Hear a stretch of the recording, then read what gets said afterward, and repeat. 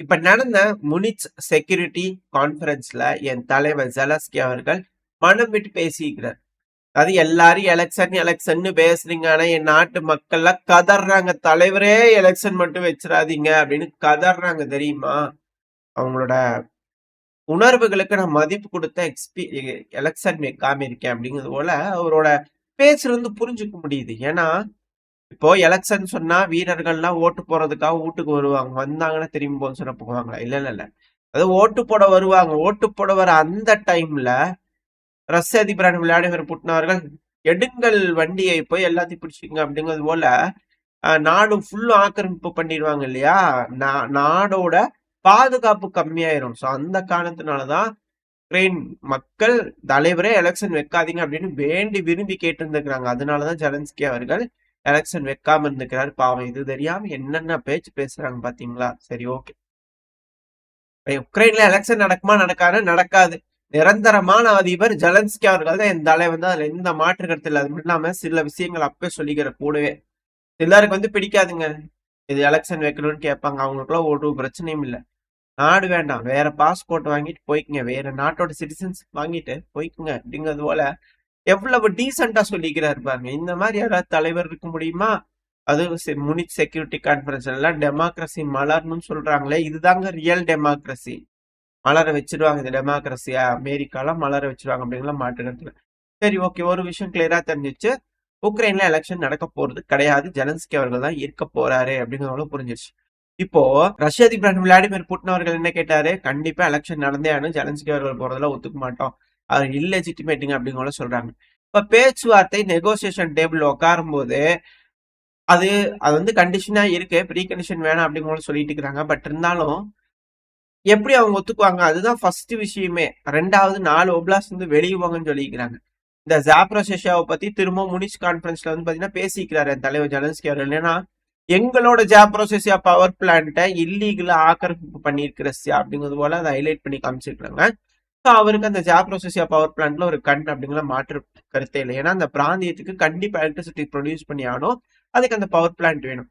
அப்படி இல்லைன்னா அமெரிக்காவோட உதவியோட பெருமளவுல நியூக்ளியர் பவர் பிளான்ட் எல்லாம் கட்டலாம், செஞ்சு தரோம் அப்படிங்கிறது போல அமெரிக்க தரப்பு வந்து வாக்குறுதி கொடுத்ததா நம்ம நேத்திக்கு பதில வந்து பாத்தீங்கன்னா நம்ம பார்த்திருப்போம். ஜெலன்ஸ்கி அவர்கள் இந்த முனிச் செக்யூரிட்டி கான்ஃபரன்ஸுக்கு போறதுக்கு முன்னாடி பிளாக் பண்ணியிருப்பாரு இல்லையா? அந்த வீடியோ பதிவு பார்க்கும்போது அதுலயே அதை மென்ஷனும் பண்ணியிருப்பாரு. ஸோ பெருமளவுல எலக்ட்ரிசிட்டி ப்ரொடியூஸ் பண்றதுக்கான விஷயங்களுக்கு அமெரிக்கா உதவ போறாங்க. அதுல எந்த ஒரு மாற்றமும் இல்லை. இப்போ செக்யூரிட்டி கேரண்டி தான் இதுல இருக்கக்கூடிய மிக பெரும் விஷயம். இப்போ ரஷ்யாவை கூப்பிட்டு உட்காந்து பேச்சுவார்த்தை செஞ்சு திரும்பி ஏமாத்திடுவாங்களா அப்படிங்கிற ஒரு சிந்தனை தோணுது. ஏன்னா கன்ஃபியூஷனா இருக்காங்க. மேற்கே வந்து பாத்தீங்கன்னா இந்த பேச்சுவார்த்தை கன்ஃபியூஷனா இருக்காங்க அப்படிங்கிறாங்க. அது மட்டும் இல்லாம கெலாக் அவர்கள்கிட்ட கேட்கும்போது அவர் தரப்புல இருந்து நெகோசியேஷன் டேபிள்ல அமெரிக்கா, ரஷ்யா, உக்ரைன் மட்டும்தான் இருப்பாங்க அப்படிங்கிறது போல சொன்னதா சொல்லப்பட்டு வருது. எக்ஸாக்டா தெரியல, ஏதாவது மீடியாக்கள்ல வந்துச்சுன்னா அடுத்து பார்க்கலாம். அதாவது யூரோப்பியன் யூனியன் அவங்களாம் சேர்த்த மாட்டாங்க அப்படிங்கிற போல தெரியுது.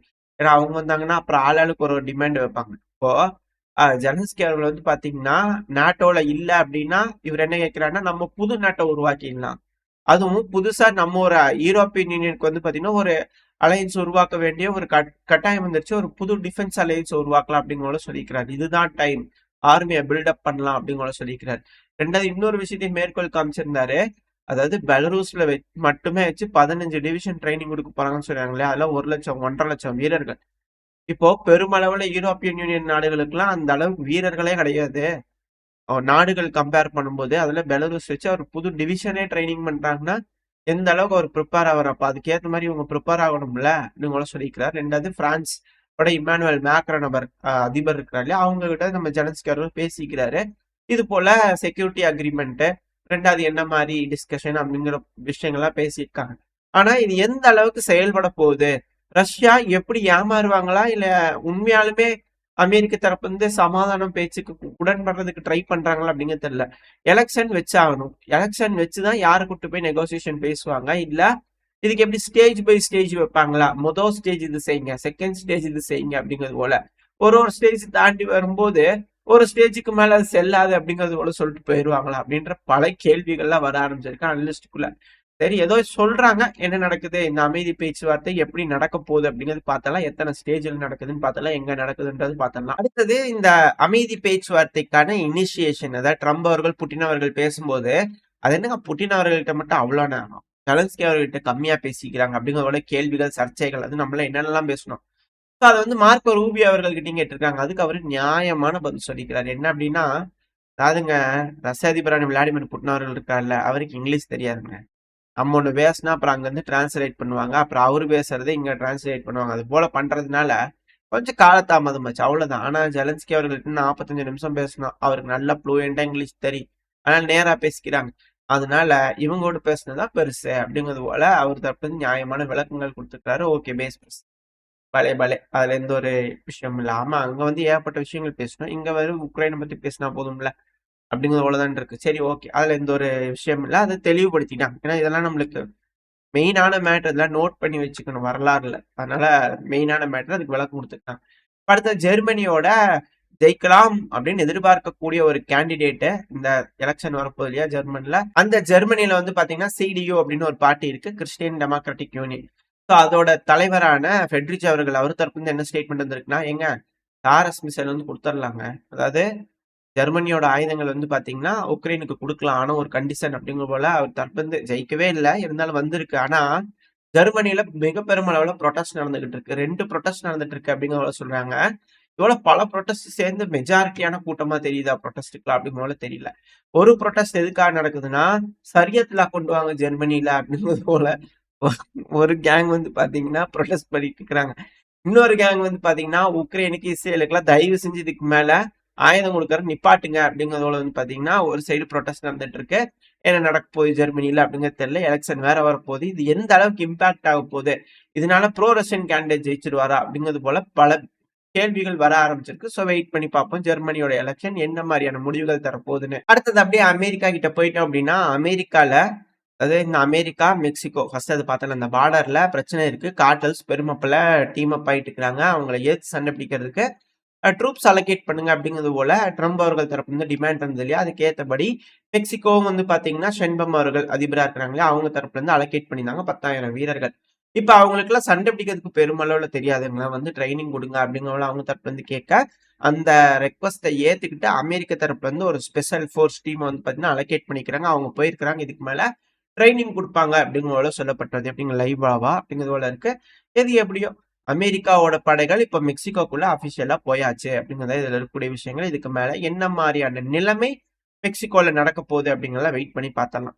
அடுத்து வந்து பாத்தீங்கன்னா ட்ரம்ப் அவர்கள் கிட்ட மிக முக்கியமான ஸ்டேட்மெண்ட்ஸ் தான் ஒரு தரப்பு வந்து வந்துகிட்டு இருக்கு. ரெகுலரா வர்றதுதான். அதுல மிக முக்கியமான ஒரு ஸ்டேட்மெண்ட், நான் எப்ப 100% டாரிஃப்னு சொன்னேன்னா அப்பவே பிரிக்ஸ் செத்து போச்சு, போடு வெளியே, செத்து போச்சு, எல்லா பிரிக்ஸ் செத்து போச்சு அப்படிங்கிறதுனால அவர் தரப்புல இருந்து ஆக்ரோஷமா பேசிக்கிறார் ட்ரம்ப் அவர்கள். அப்படியா என்ன அப்படிங்கலாம் வெயிட் பண்ணி பார்த்தரலாம். அடுத்தது G7ல வந்து பாத்தீங்கன்னா ரஷ்யாவும் சேர்ந்துக்கணும், G8 மாறிடணும் அப்படிங்கிற அவர் தரப்பு ஸ்டேட்மெண்ட் இருந்ததுக்கு ஜெர்மனியோட ஃபாரின் மினிஸ்டர் அன்னலினா பிர்பாக் அவர்கள் இருக்காங்களே அவங்க தரப்பு இதெல்லாம் நான் வன்மையா கண்டிக்கிறதெல்லாம் சேர்த்த முடியாது போங்க அப்படிங்கிற அவங்க தரப்பு வந்து கண்டனங்கள் வந்திருக்கு. சரி ஓகே. அடுத்தது ட்ரம்ப் அவர்கள் தரப்பு வந்து இன்னொரு அதிர்ச்சி அளிக்கும் ஸ்டேட்மெண்ட் என்ன அப்படின்னா, அதாவது நியூ ஸ்டார்ட் அக்ரிமெண்ட் பத்தி பேசுறதுக்காக போற இந்த நியூக்ளியர் ஆர்மிஸ்லாம் வந்து நியூக்ளியர் ஆர்ம்ஸ்லாம் வந்து பாத்தீங்கன்னா கண்ட்ரோல் பண்ணும், அதை பத்தி பேச போறேன். ரெண்டாவது ரஷ்யாவும் சீனாவும் அதிகமா மிலிட்டரிக்காக செலவு பண்ணிட்டு இருக்காங்க, அதையும் பேசி கம்மி பண்ணி வைக்க போறேன் அப்படிங்கிற சொல்லிக்கிறாரு. இந்த நியூ ஸ்டார்ட் அக்ரிமெண்ட்னா தான் ஒரு சிக்கல் இருக்கு.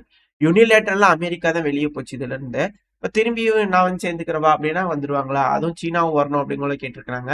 அவங்க ஒத்துக்குவாங்களா? ஏனங்க நீங்க என்னங்க 3000ங்கிறாங்க, அவங்க 5000ங்கிறாங்க, ஆளாளுக்கு வந்து ஜாஸ்தியா வச்சுக்கிறீங்க, நான் அந்த அளவுக்கு வந்துட்டு வேணா வந்துடுறேன் அப்படிங்கிறத சைனா தரப்புன்னு சொல்லுவாங்களா அப்படிங்களா தெரியல. சோ வெயிட் பண்ணி பார்ப்போம் என்ன மாதிரியான முடிவுகள் இப்போ இந்த நாடுகள்லாம் எடுக்க போறாங்கன்னு சொல்லிட்டு. ஆனா அழுத்தங்கள் மட்டும் தருவாங்க அப்படிங்கிற மாற்று கருத்து இல்ல. அடுத்தது அமெரிக்கால இழுவியா இருந்தது. செனட்டர்ஸ் முன்னாடி ஏகப்பட்ட கேள்விகளா கேட்டிருந்தாங்க. ஃபைனலா ராபர்ட் கென்னடி ஜூனியர் அவர்கள் வந்து பாத்தீங்கன்னா ஹெல்த் அண்ட் ஹியூமன் சர்வீஸ் செக்ரட்டரியா பதவி ஏற்றிருக்கிறாரு. துளசி கபாட் அவர்கள் வந்து பாத்தீங்கன்னா நேஷனல் இன்டெலிஜென்ஸ் சீஃபா வந்து பாத்தீங்கன்னா பதவி ஏற்றிருக்காங்க. ராபர்ட் ஜூனியர் கென்னடி அவர்கள் இருக்கார் இல்லையா, அவர் வந்து பாத்தீங்கன்னா பதவி ஏற்ற உடனே மிக பெரும் புரட்சி கொண்டு வரும்னு நினைக்கிறாரு. அதாவது பசங்களா இது போல வேலைகள்லாம் செய்யாதீங்கப்பா, இது போல சிப்ஸ் பேக்கெட்டு இதெல்லாம் வந்து அடுக்கி வச்சுக்கிறாங்க, இது போல உங்களுக்கு விதவிதமா காட்டுவாங்க, இதெல்லாம் நீங்க சாப்பிடாதீங்க, பால் குடிங்க அப்படிங்கிறது போல ஆர்கானிக் பொருட்கள் நம்ம ஊர்ல எல்லாம் ஒரு விளம்பரம் வரும்ல, அது போல இவர் டைரக்டா இறங்கி விளம்பரமே பண்ண ஆரம்பிச்சிட்டாரு. இதெல்லாம் பாய்சன் ஃபுட்டு அப்படிங்கிறத சொல்லிக்கிறாங்க. அமெரிக்காவே சொல்லிட்டாங்க, இதுக்கு மேல சிப்ஸ் எல்லாம் வாங்கி சாப்பிடாதீங்கப்பா, பாய்சன். ஆமா, காசு கொடுத்து அந்த ரெகுலேட்டரி டிபார்ட்மெண்ட்டுக்கெல்லாம் அமுத்திட்டு இது போல பாய்சனை கொடுத்து எல்லாம் ஒபிஸ்டா இருக்கிறோம் அமெரிக்கால, இதுக்கு மேல வாட்ட சாட்டமா இருக்கணும், அப்பதானே கூப்பிட்டா கூட்டிட்டு போறதுக்கு யூஸ்ஃபுல்லா இருக்கும். சரி, ஓகே, அது சொல்ல வந்தேன், மற்றபடி உங்களுக்கு புரிஞ்சிருக்கும்னு நினைக்கிறேன். இதுக்கு மேல வந்து அமெரிக்கா ஹெல்த்தியா மாற போகுது அப்படிங்கறத மாற்றிருக்கிறது இல்ல. அது மட்டும் இல்லாம இவர்கிட்ட பிடிச்ச ஒரு விஷயம் என்னன்னா, எந்த அளவுக்கு பாருங்க வயசாயிருச்சு, பட் இருந்தாலும் ஃபிட் அண்ட் ஃபிகரா இருக்கிறாரு. ஸோ இது போல இதுமே சுகாதார அமைச்சர் அப்படிங்கிறது போல எல்லா நாடுகள்லயும் இருப்பாங்க இல்லையா, அது போல பதவி ஏற்கிறாங்கனாலே இது போல ஃபிட்னஸா இருந்தாதான் அந்த பதவி கொடுக்கணும் அப்படிங்கிறது போல சட்டம் போட்டணும் பாத்துக்குங்க. இந்த மாதிரி இருந்தாதான் அந்த மாதிரி எல்லாத்தையும் வச்சுக்குவாங்க நாட்டுல இருக்கிறவங்கள. அவங்களே அப்படி இல்லைன்னா எப்படி வச்சுக்குவாங்க அப்படிங்கிற ஒரு கேள்வி இருக்கு. பதவி மட்டும் கொடுக்குறாங்களே, அவங்க சுகாதாரமும் அவங்க ஃபிட்டா இருக்காங்களா அப்படிங்கிறது போல இருக்கு இல்லையா. சரி, ஓகே, இதுக்கு மேல அமெரிக்கா பார்த்து எல்லாரும் ஃபாலோ பண்ணிக்குவாங்க அப்படிங்கிறத மாற்றுக்கிறது இல்ல. அடுத்தது அப்படியே நம்ம இல்ல இதுல இன்னொரு விஷயம் இருக்குது. இந்த அமெரிக்கால வந்து பாத்தீங்கன்னா ப்ரொடெஸ்ட் நடந்துட்டு இருக்குது. அது இந்த கலிஸ்தான் அந்த அமைப்புகள் வந்து பாத்தீங்கன்னா ப்ரொடெஸ்ட் பண்ணிட்டு இருக்காங்க. திரும்ப நம்ம மோடி அவர்கள் போகும்போதே வந்து பாத்தீங்கன்னா அந்த இடத்துல ப்ரொடெஸ்ட் பண்ணலான்னு பாத்துக்கிறாங்க. அவங்கள அமெரிக்கா வந்து பாத்தீங்கன்னா அமெரிக்காவோட போலீஸ் முறையா துரத்தி அடிச்சுக்கிறாங்க. நம்மளோட ஆதரவாளர்கள், இந்திய ஆதரவாளர்கள் இருக்காங்களே, அவங்க வந்து அந்த இடத்துல நின்று வரவேற்பு தெரிவிக்கிறது, இது போல விஷயங்கள்லாம் செய்யறதுக்கு போலீஸ் வந்து எதுவும் சொல்லல. காலிஸ்டான்ஸ் மட்டும் அடிச்சு துரத்திக்கிறாங்க அப்படின்னு சொல்றாங்க. இதுல என்னன்னா ஒரு கேள்வி வந்து பாத்தீங்கன்னா, பத்திரிகையாளர் வந்து ட்ரம்ப் அவர்கள் மோடி அவர்கள் பேசி முடிச்சதுக்கு அப்புறம் கேட்டிருப்பாங்க. இப்ப அது வைரல் ஆயிட்டு இருக்கு, இருந்துச்சுன்னா அட்டாச் பண்றேன். அதாவது அவர் வந்து நீட்டா தான் கேட்பாரு, எல்லாத்துக்குமே புரியும். அதாவது இந்த மாதிரி காலிஸ்தான் அமைப்பு, இந்த தீவிரவாதிகள்லாம் இருக்காங்களே, அவங்க உள்ள வந்து செப்பரேட்டிசம் எல்லாம் பேசிட்டு இருக்காங்களே, அவங்களுக்கு எகெயின்ஸ்டா இருப்பீங்களா இல்ல எப்படியாவது தொடர்ந்து நடக்குமான்னு கேட்பாரு. நீ பேசாதே எனக்கு புரியலப்பா அப்படிங்கிறது போல ட்ரம்ப் அவர்கள் வந்து என்ன சொல்லிட்டாரு. ஆனா அவருக்கு நல்லா புரிஞ்சிருக்கு. ஸோ இப்போதைக்கு அதுக்கான பதில் இல்லை அப்படிங்கிறது மட்டும் நம்மளுக்கு தெரிஞ்சிருச்சு அவர் பேசுறதை வச்சு. ஸோ ஆன்டி இந்தியா அப்படிங்கிற மூல தான் வந்து பாத்தீங்கன்னா ட்ரம்ப் அவர்கள் இருக்கு, அது ஒரு ஆப்ஷனா இருக்கு அப்படிங்கிற மாற்று கருத்துல. இந்த பிரிக்ஸ் எல்லாம் செத்து போச்சுங்கிறா இல்லையா, அதுக்கு பெருமளவுல நம்ம செய்யணும் அப்படிங்கிற எதிர்பார்ப்பாரு. அதெல்லாம் இல்லை அப்படிங்கும்போது கண்டிப்பா ஒரு சைடு பங்களாதேஷ், அதை பத்தியும் கேட்டுறாங்க பிரஸ் மீட்ல, அதுக்கு சரி வர பதில் இல்ல. ஒரு சைடு பங்களாதேஷ், இன்னொரு சைடு பாகிஸ்தான் அப்படிங்கிறதுல எந்த ஒரு மாற்றமும் இல்ல. அடுத்தது இல்லீகல் இமிகிரன்ஸ், அமெரிக்காவோட மிகப்பெரிய பிரச்சனை. இதுல இந்த வெனிசுவேலால இருந்து பெருமளவுல வந்து பாத்தீங்கன்னா அகதிகளா அமெரிக்காக்குள்ள போயிடலாம், தப்பிச்சு போய் வாழ்ந்துடலாம் அப்படின்னு யோசிச்சுட்டு நாடு கடந்து, மலை கடந்து, கடல் கடந்து போயிருக்கிறாங்க இல்லையா, ஆறுகள் கடந்து. ஸோ அது போல பயணம் பண்ணி போனவங்களுக்கு எல்லாம் இதுக்கு மேல வேஸ்ட் திருப்பி அனுப்பிச்சு விட்டுருவாங்க அப்படிங்கறதுனால அவங்க திருப்பவும் மலை கடந்து, காது கடந்து எல்லாம் கடந்து வந்துட்டு இருக்கும்போது பனாமால நிப்பாட்டிட்டாங்க. பெருமளவுல ஸ்டாப் பண்ணி செக் பண்ணிட்டு இருக்காங்களாமா, வெரிஃபை பண்ணாதான் அனுப்புறாங்களா, அப்படி இல்லைன்னா அனுப்புறது இல்லை அப்படிங்கிறது போல செய்திகள் பரவிக்கிட்டு இருக்கு. அது என்ன ஏதுங்கெல்லாம் வெயிட் பண்ணி பார்த்தலாம். ஆக மொத்தம் பல நாடுகள்ல இருந்து இது போல அகதிகளா போக ட்ரை பண்ணி இருந்துக்கிறாங்க. இப்ப அந்த ஈகிள் கிளாஸ் கோர்ஸ் ஆனா எல்லாம் ரிட்டர்ன் வந்துகிட்டு இருக்காங்க அப்படின்னு புரிஞ்சுக்க முடியுது.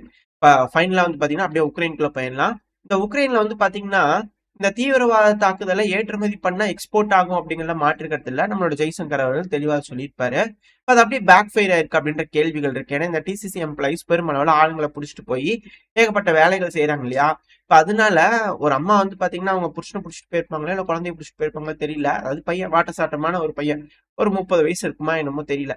பட் ஆனா அவங்க என்ன பண்ணிட்டாங்க அப்படின்னா பேக்ல வந்து வெடிகுண்டு எடுத்துட்டு போயிருப்பாங்க போல தெரியுது. போய் டிசிசி எம்ப்ளாய் எல்லாம் கூடி நின்று பேசிட்டு இருப்பாங்க இல்லையா, அங்க வெடிக்க வச்சிருக்காங்க. இதனால சில நபர்கள்லாம் இறந்துட்டாங்க, காயமடைஞ்சிட்டாங்க அப்படிங்கிற செய்திகள்லாம் வந்துட்டு இருக்கு. வீடியோ பதிவு செயலோட இருக்கும். ஏன் செஞ்சாங்க, எதனால செஞ்சாங்க, இல்ல இதுக்கு முன்னாடி இதே போல ரஷ்யாவில் நடந்தது இல்லையா, அது அப்படியே ரிவர்ஸ் ஆயிடுச்சா இங்க அப்படிங்கிற கேள்வி இருக்கு. ஏன்னா இதே போல ஒரு அம்மா கையில பேக் இருந்திருக்குது, பேசிட்டு இருக்கும்போது ஒரு வால் பிளாக்கர் வந்து பாத்தீங்கன்னா பிரபலமான வால் பிளாக்கர் இறந்துட்டார் குண்டு வெடிப்புல.